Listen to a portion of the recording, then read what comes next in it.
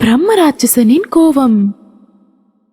ஒரு சில வருஷத்துக்கு முன்னாடி ராமு அப்படிங்கிற ஒரு பையன் வாழ்ந்துட்டு வந்தான். அவனுக்கு நிறைய நல்ல குணங்கள் இருந்தது. அவன் ஏழைகளுக்கு உதவி செஞ்சிட்டு இருந்தான். சின்ன பசங்களை அவனுக்கு ரொம்ப பிடிக்கும். இந்த மாதிரி நல்ல குணங்கள் இருக்கிறதால எல்லாருக்கும் அவனை ரொம்ப பிடிச்சிருந்தது. கிராமத்துல அவனுக்கு நல்ல மரியாதையும் இருந்தது. சான்பூர் கிராமத்துக்கு வெளியே நிறைய சாதுகள் இருந்தாங்க.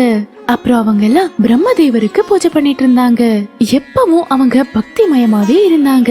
ஒரு நாள் சாது பிச்சை கேக்குறதுக்காக கிராமத்துக்கு வராரு. அவரு ராமு வீட்டுக்கிட்ட வந்து சொல்றாரு, அட, யாராவது இருக்கீங்களா? இந்த சாதுக்கு கொஞ்சம் சாப்பாடு கொடுங்க, இந்த சாதுவோட வயித்தை நிரப்புறதுக்காக. அதுக்குள்ள ராமு வெளியே வந்து அவங்க கிட்ட சொல்றாரு, இருங்க பாபா. அப்புறம் வீட்ல என்ன இருக்கோ அதை எடுத்துட்டு வந்து அந்த பாபா கிட்ட கொடுத்துடுறாரு. அந்த சாது சொல்றாரு, கடவுள் உனக்கு நல்லது செய்யட்டும் மகனே. நான் இந்த கிராமத்துல நிறைய வீட்டுக்கு போனேன், ஆனா யாரும் எனக்கு எதுவுமே கொடுக்கல. உனக்கு கருணை மனசு ரொம்ப அதிகமா இருக்கு.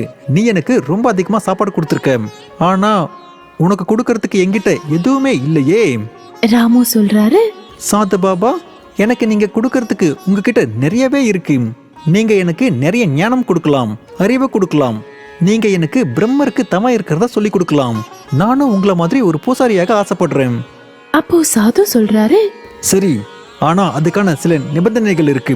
அது எல்லாத்தையும் நீ கடைபிடிக்கணும். ராமு சொல்றா, கண்டிப்பா ஐயா. சாது நிபந்தனைகளை சொல்றாரு. நீ வந்து என் கூட அந்த கிராமத்துக்கு பக்கத்துல இருக்கிற குடிசையில தான் தங்கியாகணும்.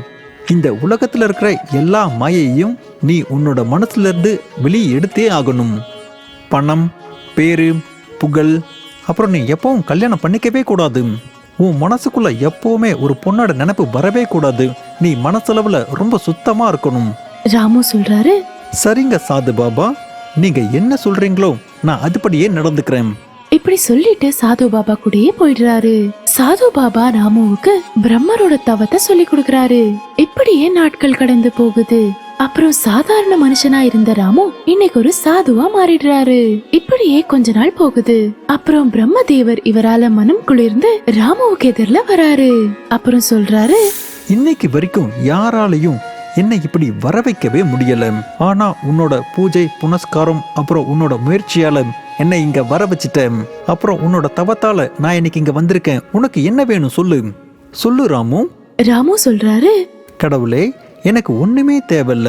ஆனா என்னோட கிராமத்து மக்களுக்கு நீங்க உதவி செஞ்சா அதுவே போதும். பிரம்மதேவர் சொல்றாரு, உனக்காக எதுவுமே தேவையில்லையா?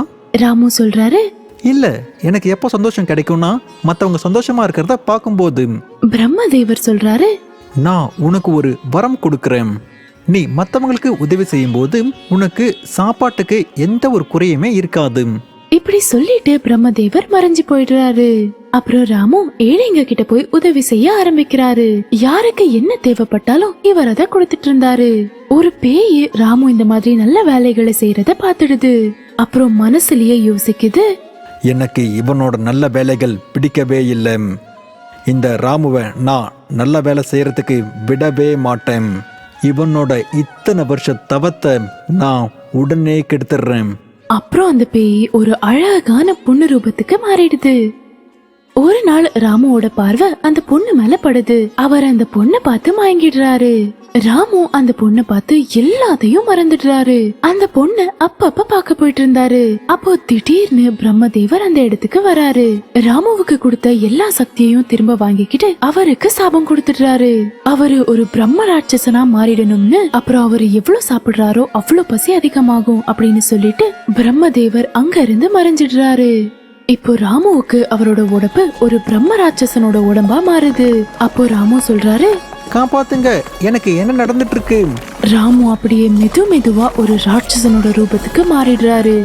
ராமு ஒரு சாபத்தால பயங்கரமான ஒரு ராட்சசனா மாறினதுக்கு அப்புறம் அவருக்கு ரொம்ப அதிகமா பசி எடுக்க ஆரம்பிக்குது.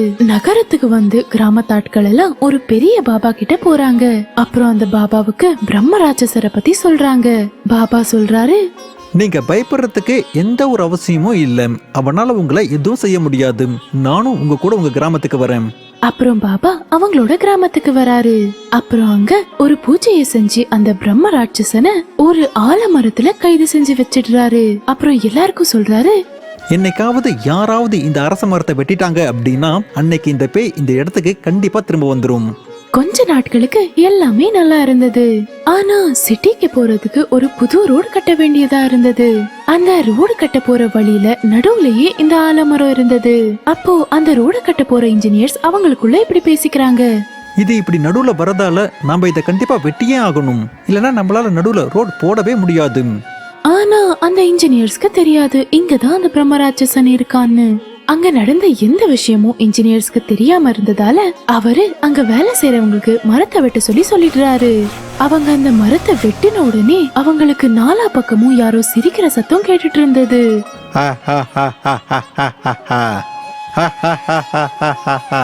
அப்புறம் அங்க இருந்த வேலைக்காரங்க இன்ஜினியர்ஸ்க்கு எதிரில அந்த ராட்சசன் வந்துடுறான். அவன் பார்க்கவே ரொம்ப பெருசா ரொம்ப பயங்கரமா இருந்தான். வேலைக்காரங்களும் இன்ஜினியர்ஸும் அப்படியே உறைஞ்சு போயிடுறாங்க.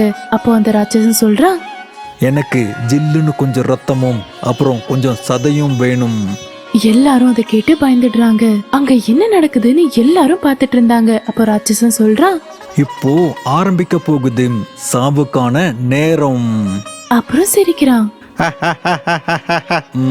அப்புறம் ஒவ்வொருத்தரா எல்லாரையும் சாப்பிட்டுடுறான். அப்புறம் ஓடிக்கிட்டு அந்த கிராமத்துக்குள்ளயும் நுழைஞ்சிடுறான். அப்புறம் அங்க எல்லாரையும் வெட்டி சாப்பிட்டுட்டு இருந்தான். அப்புறம் சொல்றான், ரொம்ப வருஷம் பசியா இருந்த இந்த பேய் இன்னைக்கு வெளியே வந்துருச்சு.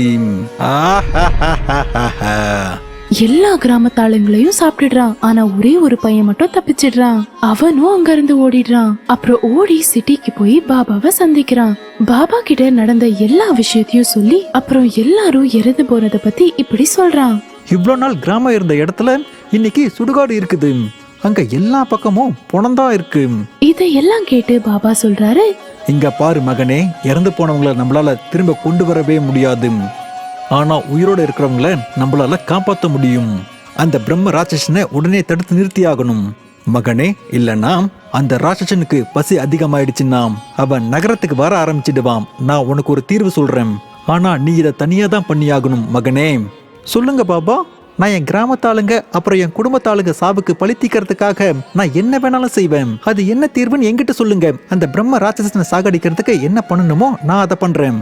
பாபா சொல்றாரு, துர்கா தேவி கோவிலுக்கு பின்னாடி இருக்கிற குளத்தை நாம பிரம்ம தேவரோட குளம் அப்படின்னு சொல்றோம். அந்த குளத்துல மூழ்கி எடுக்கப்பட்ட திரிசூலத்தால தான் அந்த பிரம்ம ராட்சசனுக்கு சாபு. அந்த திரிசூலத்தை நீ எப்ப தண்ணியில மூழ்கி எடுக்கணும் அப்படின்னா வர பௌர்ணமி அன்னைக்கு தான் நீ அதை மூழ்கி எடுக்கணும். பௌர்ணமிக்கு இன்னும் 10 நாள் இருக்கு. நீ அது வரைக்கும் காத்திருக்கணும். அவன் காத்துட்டு இருந்தான். அப்புறம் பௌர்ணமி அன்னைக்கு அந்த திரிசூலத்தை தண்ணில போடுறான். இப்போ அந்த திரிசூலம் பிரம்மரோட திரிசூலமா மாறிடுச்சு. அந்த பிரம்ம ராட்சசன் எல்லாரையும் கொண்டு சாப்பிட்டுட்டு இருக்கும்போது இந்த பையன் அவனை வதம் செஞ்சிடுறான். அப்புறம் அந்த பிரம்ம ராட்சசன் இறந்து போயிடுறான். அப்புறம் நண்பர்களே, இந்த மாதிரி இன்னும் நிறைய கதைகளை பார்க்க எங்க சேனலை சப்ஸ்கிரைப் பண்ணுங்க. அப்புறம் பெல் ஐக்கன் பிரஸ் பண்ணுங்க. அதால எந்த கதையும் மிஸ் பண்ண மாட்டீங்க. அடுத்த கதையில சந்திக்கலாம். பாய்.